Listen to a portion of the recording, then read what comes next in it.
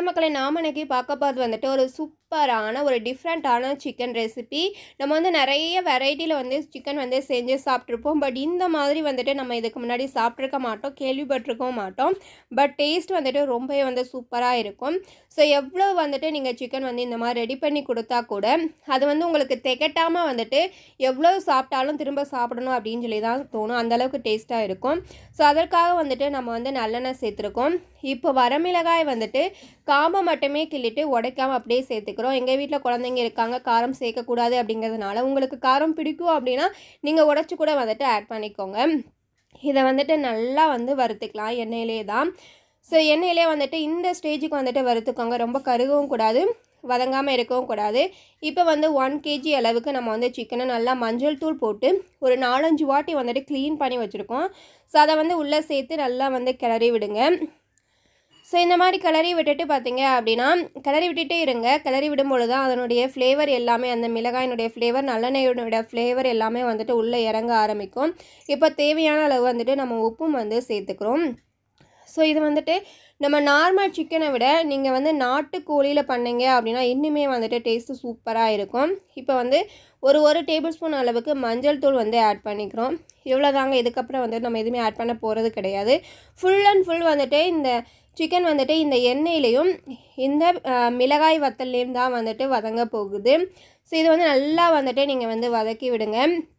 முன்னாடியெல்லாம் இப்போ சேர்க்குற மாதிரி வந்து நிறைய மசாலா ஐட்டம்லாம் வந்துட்டு நான்வெஜ்ஜுக்கு வந்து சேர்த்து சமைச்சு கொடுக்கறது கிடையாது. பட் இப்போ வந்து நாகரிகம் அதிகரிக்க வந்துட்டு நம்ம சமைக்கக்கூடிய முறையே வந்து மாற ஆரம்பிச்சிருச்சு. முன்னாடி காலத்தில் இந்த மாதிரி உப்பு மிளகாய் தான் போட்டு எல்லாமே வந்து சமைச்சு கொடுத்துட்ருந்தாங்க. ஸோ எல்லோரும் வந்துட்டு ஆரோக்கியமாகவும் வந்து இருந்தாங்க. பட் இப்போ வந்துட்டு நாகரிகம் வளர நம்மளுடைய சமையலும் வந்து மாறி போயிடுச்சு.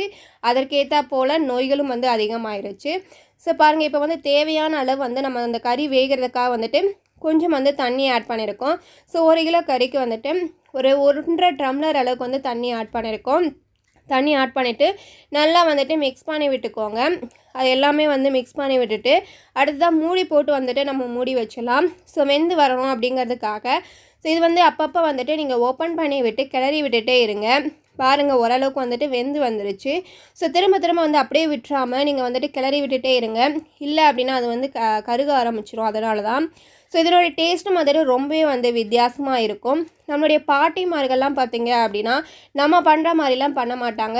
அவங்க வந்து சிம்பிளாக தான் வந்துட்டு ஏதோ ஒன்று செஞ்சு கொடுப்பாங்க நான்வெஜ் எல்லாமே. பட் டேஸ்ட்டு வந்துட்டு இன்றைக்கி வரைக்குமே அவங்களுடைய அந்த சமையலை வந்து அடிச்சிக்கவே முடியாது. அந்த அளவுக்கு வந்து சூப்பராக இருக்கும். அதற்கெல்லாம் காரணம் பார்த்தீங்க அப்படின்னா இந்த மாதிரி நிறைய பொருட்கள் ஆட் பண்ணாமல் வந்துட்டு அவங்க சமைச்சதுனால தான் வந்து அதனுடைய டேஸ்ட் வந்து வித்தியாசமாக இருக்குது. ஸோ கண்டிப்பாக வந்துட்டு நீங்கள் நம்ம வந்து வீட்டில் ட்ரை பண்ணி பாருங்கள். ஃபைனலாக வந்துட்டு எங்களுக்கு இப்படி தான் வந்துருந்துச்சு.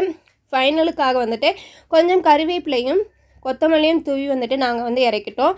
சூப்பராக இருந்துச்சு டேஸ்ட்டு. வீட்டில் வந்துட்டு அப்பா வந்து சடனாக வந்து அம்மாவுக்கு உடம்பு முடியல, ஏதோ ஒரு சூழ்நிலை அவர் வந்து சமைக்க வேண்டியதாகிடுச்சு அப்படின்னா இந்த மாதிரி தான் வந்து ரெடி பண்ணி கொடுப்பாங்க. டேஸ்ட் வந்து நல்லாயிருக்கும். ஸோ இந்த மாதிரி தான் ஃபைனலாக வந்துட்டு எங்களுக்கு வந்து வந்துருந்துச்சு. நீங்களும் வந்து வீட்டில் ட்ரை பண்ணி பாருங்கள். டேஸ்ட்டு சூப்பராக இருக்கும்.